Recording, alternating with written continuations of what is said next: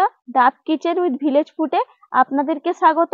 আজকে একটা মজাদার রেসিপি করে দেখাবো। এই যে সবকিছু মশলাপাতি নিয়ে নিয়েছি, এরপর রান্নার জায়গায় চলে যাব। আমি কি কি মশলা নিয়েছি আপনাদেরকে দেখাবো। আজকে সম্পূর্ণ আমি একটা নিরামিষ রেসিপি করব, আপনাদেরকে পুরো দেখাবো আমি কি কি নিয়েছি। আর এটা সব কিছু দিয়েই খাওয়া যাবে, রুটি, পরোটা, লুচি কিংবা ভাত সব দিয়ে আপনারা নিমিষেই খেতে পারেন। আর এটা ভালোই লাগবে, আপনারা পুরো প্রসেসটা দেখবেন প্লিজ দয়া করে। আমি কি কি নিয়েছি, কি কি সবজি কাটছি, আপনাদেরকে পুরো ভিডিওটা আমি দেখাবো। এরপর আমি রান্নার জায়গায় চলে এসেছি। আমি কি কি সবজি নিয়েছি আপনাদেরকে দেখিয়ে দিচ্ছি। এখানে আমি নিয়েছি আলু, নিয়েছি একটা ঝিঙে, নিয়েছি গাজর, নিয়েছি বেগুন, লাগছে টমেটো, আর নিয়েছি এটা সম্পূর্ণ নিরামিষ রান্না করব, এই জন্য এটা শুধু আদা আর কাঁচা লঙ্কা এই দুটো আমি বেটে নিব। নিয়েছি আমি কাঁচা লঙ্কা, গরম মশলা, নিয়েছি আদা, আর আজকে আমি এটা রান্না করব সম্পূর্ণ সাদা তেলে।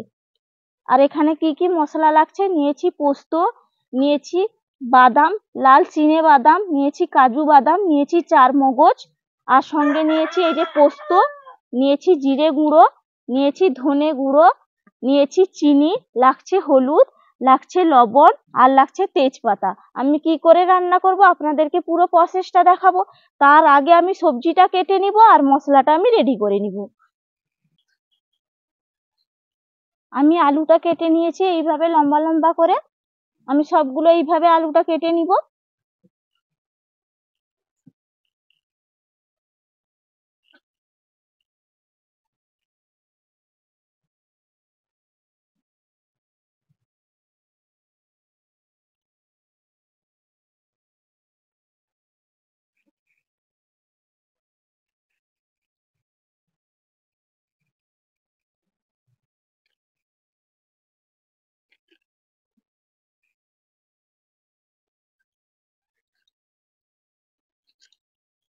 গাজরটা আমি কেটে নিয়েছি এইভাবে।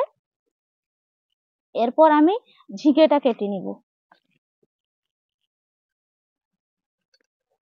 ঝিঙেটা আমি এইভাবে কেটে নিয়েছি।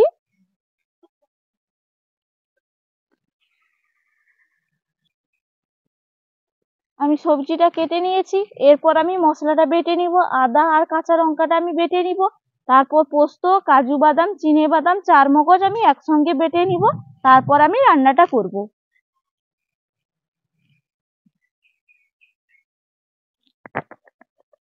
শিলনোড়াটা আমি ভালো করে ধুয়ে নিয়েছি। এরপর আমি কাঁচা লঙ্কাটা বেটে নিব।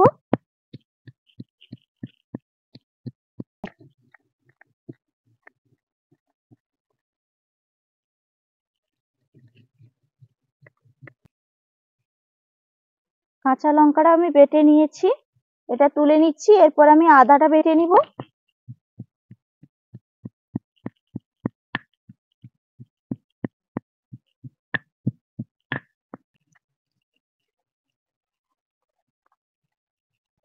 আদাটা বেটে নিয়েছি। এরপর আদা বাটাটাও তুলে রেখে দিলাম।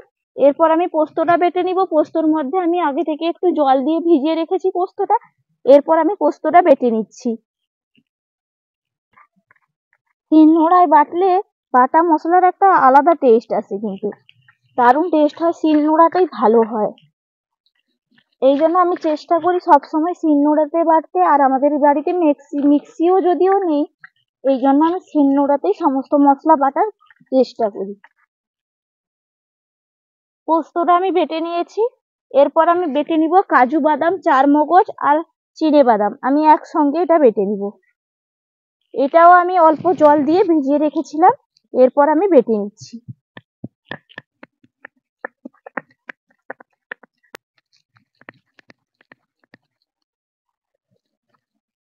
আমি বেটে নিয়েছি। এরপর এটা আমি তুলে নিব বাটির মধ্যে। তারপর আমি রান্না করব, উনুনটা ধরিয়ে নিব। শিলনোড়াটা ভালো করে ধুয়ে রেখে দিব।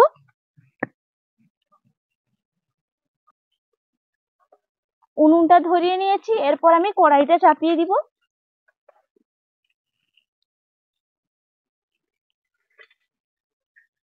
কড়াইটা গরম হয়ে গেছে, কড়াইয়ের মধ্যে দিয়ে দিব তেল। আমি এখানে সাদা তেলে আজকে পুরো রান্নাটা করব। তেলটা গরম হয়ে যাক।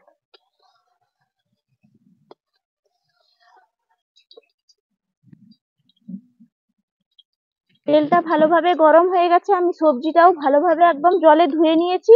এরপর জল থেকে ছেঁকে আমি তেলের মধ্যে দিয়ে দিব ভাজার জন্য।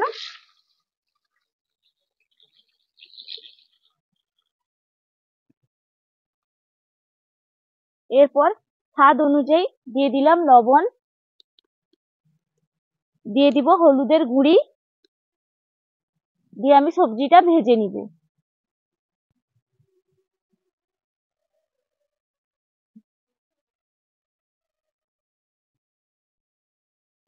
সবজিটা আমি ভালো করে ভেজে নিয়েছি, এরপর আমি সবজিটা তুলে নিচ্ছি। কড়াইটা গরম হয়ে গেছে, এরপর কড়াইয়ের মধ্যে দিয়ে দিব তেল। আমি সামান্য একটু তেল দিচ্ছি, আমি আজকে হালকা রান্না করব এবং নিরামিষ রান্না করব, এই জন্য একটু সামান্য 2 চামচ মতন তেল দিয়েছি। এরপর সেই তেলের মধ্যে আমি দিয়ে দিব গোটা গরম মশলা, জায়ফল, জায়ত্রী, এলাচ, দারচিনি, লবঙ্গ, আমি সবকিছুই তেলের মধ্যে আমি দিয়ে দিলাম।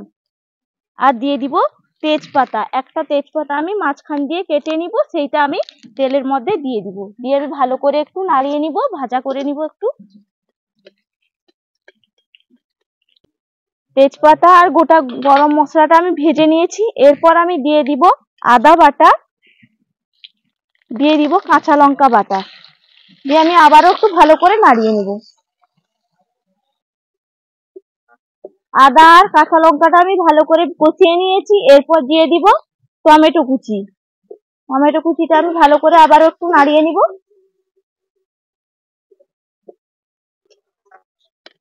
এরপর আমি চারমগজ, কাজু বাদাম আর চিনে বাদামটা যে বেটে রেখেছিলাম, এই বাটাটাই আমি এই মশলার মধ্যে দিয়ে দিলাম, দিয়ে ভালো করে আবার একটু কষিয়ে নিব। এরপর আমি দিয়ে দিব সামান্য পরিমাণে হলুদের গুঁড়ি, আপনারা মাপ অনুযায়ী হলুদের গুঁড়িটা ব্যবহার করবেন। এরপর দিয়ে দিব সামান্য চিনি,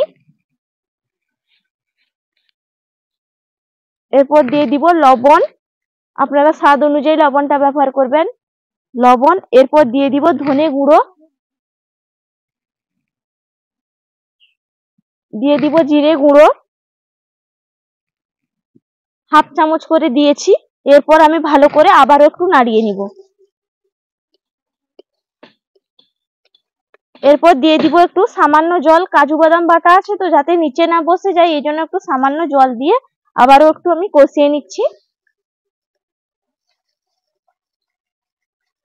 এরপরে মশলাটা আমি ভালো করে কষিয়ে নিয়েছি। এরপর যে সবজিটা আমি ভেজে রেখেছিলাম, সেই সবজিটা আমি এর মধ্যে দিয়ে দিলাম। এই মশলা কষানোর উপর দিয়ে আমি ভালো করে আবার একটু নাড়িয়ে নিব। দারুণ একটা কালার চলে এসছে আর দারুণ গন্ধ বেরিয়েছে। অসাধারণ গন্ধ বেরিয়েছে। এরপর সবার শেষে আমি পোস্তটা দিয়ে দিব, পোস্তটা দিয়ে আমি সামান্য জল দিয়ে তারপর আমি নামিয়ে নিব। আগে থেকে পোস্তটা দেইনি কারণ পোস্তটার গন্ধ চলে যাবে, এই জন্য আগে থেকে পোস্তটা দেইনি। এরপর পোস্তটা দিয়ে দিব, দিয়ে একটু সামান্য নাড়িয়ে দিব, বেশি নাড়বো না। পোস্ত বাটা জলটা একটুও দিয়ে দিলাম, দিয়ে একটু ভালো করে নাড়িয়ে নিয়ে জল দিয়ে দিব। আমি সামান্য নাড়িয়ে নিয়েছি, আমি বেশি নাড়িনি, বেশি নাড়ালে পোস্ত টেস্ট থাকে না, এই জন্য বেশি নাড়াবো না। এরপর আমি জল দিয়ে দিব। এটা আমি মাখো মাখো করবো, এই জন্য বেশি জল দিব না, 1 বাটি মতন জল দিব। আগে 1/2 বাটি জল দিয়েছি, আবারও 1/2 বাটি জল দিলাম, আর বেশি জল দিব না। এরপর এটা মাখো মাখো হবে, তারপর এটা আমি নামিয়ে নিব। এরপর আমার মিক্স ভেজটা হয়ে গেছে, আমি এটা নামিয়ে নিব। একদম রেডি হয়ে গেছে, আর দেখতেও দারুণ লাগছে আর গন্ধটাও দারুণ উঠছে। এরপর একটা আমি প্লেটের মধ্যে নামিয়ে নিচ্ছি।